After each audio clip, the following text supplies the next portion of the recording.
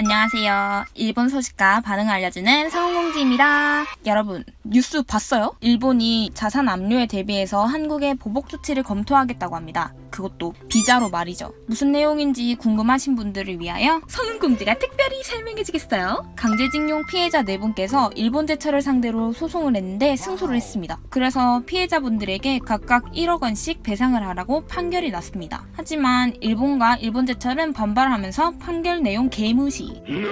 하지만 우리가 누굽니까? 일본에게는 절대 당하고만 있을 한국인이 아니죠. 그래서 주식 압류랑 자산 매각까지 신청을 했습니다. 하지만 일본은 매각하지 마라. 한일 청구권 협정에 의하면 해결된 것 아니냐. 너희들이 매각한다고 계속 그러면 우리나라 들어올 때 비자도 발급받기 힘들게 할 거고 주한대차도 귀국시켜버릴 거다 라고 말하면서 한국이 매각 못하게 하려고 잔뜩 겁을 주고 있는 것입니다. 그렇다면 실제로 일본 상황은 어떠한지 일본 측의 기사를 살펴볼까요? 제목부터 정부 한국 비자 엄격화 검토 강제징용 자산 매각 준비네요.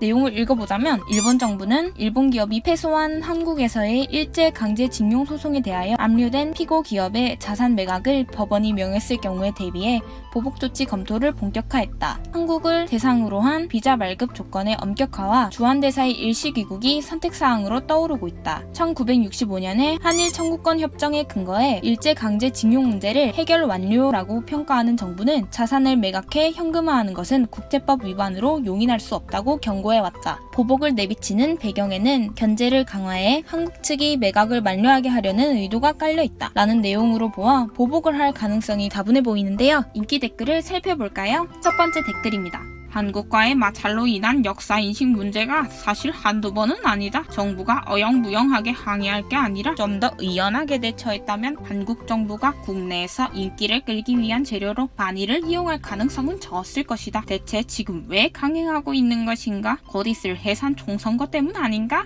두 번째 댓글입니다. 매각을 만료하겠다는 소극적인 발언을 하고 있기 때문에 얕보고 있는 거다. 근본적으로 국제법 위반으로 맞설 필요가 있다.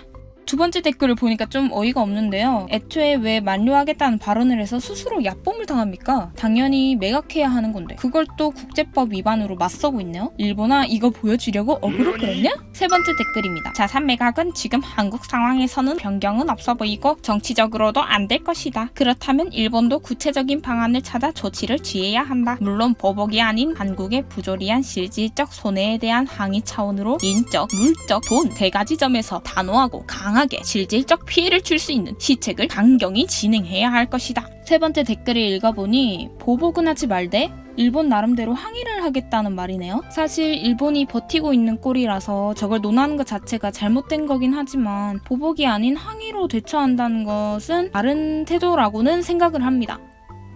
아닌가요? 아님 말고.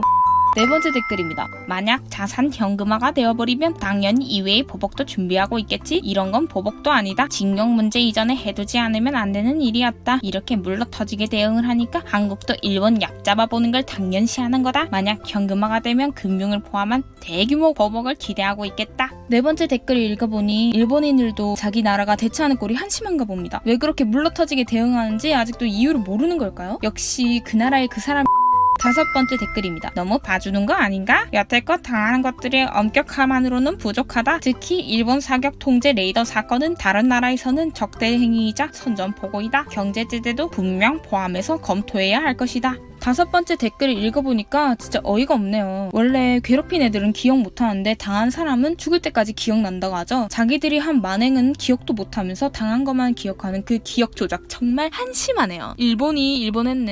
여섯 번째 댓글입니다. 본때를 보여줄 필요가 있습니다. 한국을 금융위기에 빠뜨리는 방법을 취해버립시다. 여섯 번째 댓글도 역시 돈으로 위협하기밖에 없는 것 같네요. 강제징용 피해자 4분에게 배상해줄 4억이 그렇게 주기가 힘들어서 매각당하기 직전까지 온 건가요? 원래 멍청하면 몸이 고생한다더니.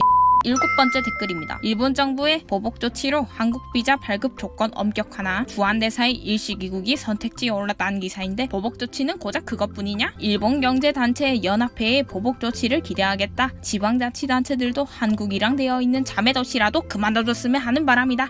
일곱 번째 댓글 또한 보복이 고작 그것뿐이냐고 경제적으로 보복해달라고 하고 있네요. 저렇게 입을 나불거리다니 한국인의 매운맛을 봐야 정신을 차리겠네요.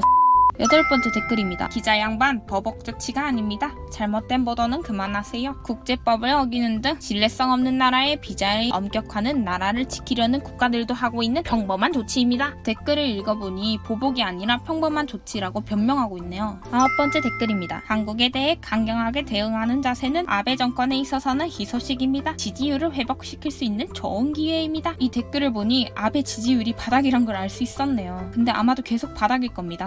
마지막 댓글입니다. 입국 규제를 격화시켜서 한국의 허위와 날조를 세계에 알려야 한다. 아직 할 일이 많이 남아 있습니다. 실제로 매각하게 될 경우 그것이 국제법 위반이라면 단교라도 해야 한다. 이 댓글을 보니 할 말이 없네요. 할 말이 없어. 아무리 읽어봐도 할 말이 없어. 댓글들 전반적으로 강제징용 문제는 자기들이 잘못한 거니까 쪽팔려서 언급 하나도 안 하는데 매각하기는 싫고 그래서 발악하는 모습으로밖에 보이지가 않습니다. 잘못을 했으면 책임을 져야 하고 책임지는 것이 바람직한 행동입니다. 일본은 그런데 왜 잘못을 했음에도 불구하고 국제법을 운운하면서 받아들이지 않는 걸까요? 일본이 지금이라도 정신 차리고 살았으면 좋겠습니다. 여러분도 그렇게 생각하시나요? 그렇게 생각하신다면 구독과 좋아요 부탁드리겠습니다. 서은공주였습니다. 감사합니다. 안녕.